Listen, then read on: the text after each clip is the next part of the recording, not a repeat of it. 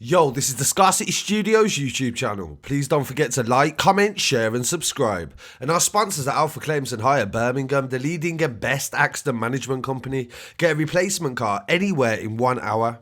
I really appreciate you joining me today, and this first story is a follow-up to the original story on Dele. Thank you for getting me more views than Sky News' YouTube did on this same story. And the update is that they've identified the watches that have been stolen.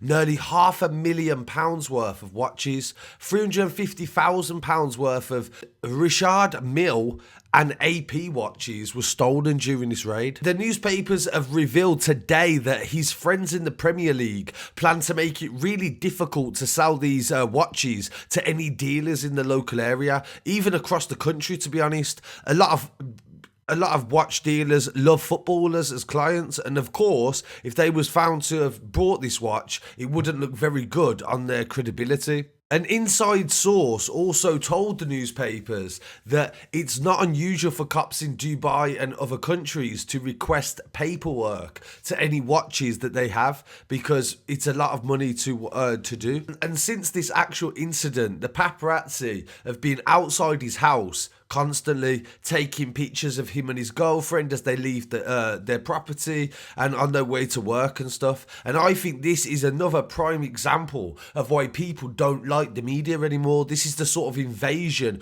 of privacy that they're encouraging, because if you're paying someone for a picture that's all blurred and it's inside someone's car, what's the point? Do you know what I mean? Like, you're not getting anything extra for the story. But the robbery in Dele's £2 million home seen a £150,000 Richard Mille watch stolen, a £150,000 Patek Philippe watch stolen, and a £50,000 AP Royal Oak chrono. Dele was struck in the face, it says now, by robbers, two of them that had gained access. They was armed with knives and they burst into his North London address at 12:30 AM on Wednesday. He was playing pool with his girlfriend Ruby and his brother Harry. He thanked everybody for their messages of support and said it was a horrible experience, but they're okay now. He met with police officers and the investigation is currently ongoing. And something else that I've seen people were speaking about is that he should have had security. He needed somebody that lived in his property, etc. He actually did have CCTV and also a living security guard who is stationed in a cabin at the front of the property. But it turns out that they gained access through the back of the property.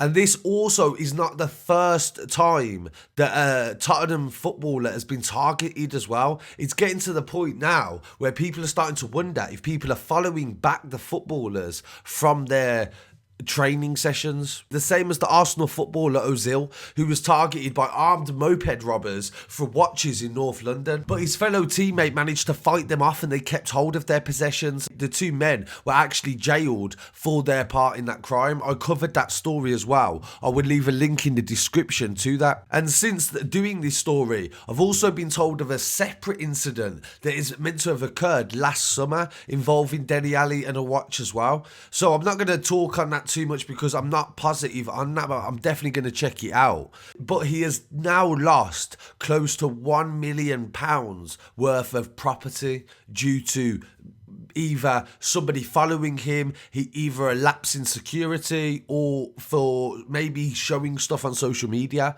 So there's definitely got to be a lot of lessons to learn from this. And it's like I said to somebody earlier on, why don't they put tracking devices in these watches? I don't get it. If people are not going to destroy the watch, invest into some technology to embed it inside the mechanism. Surely that can at least make it a little bit harder and a little bit of a deterrent for watch thieves. But I really want to hear what you guys have to say on this firstly. So please comment, share, support, subscribe, and also as well, if you're a premium YouTube member, you can join Scarcity for a month for free. If you select join and then select the free option, YouTube will pay me the $1.99 membership fee and will charge you nothing, and this will not be renewed unless you ask for it. It's a good way for you to support the channel in times when people are a bit hard up for money, so I really appreciate that. Don't forget to follow online at Scarcity Studios. Peace.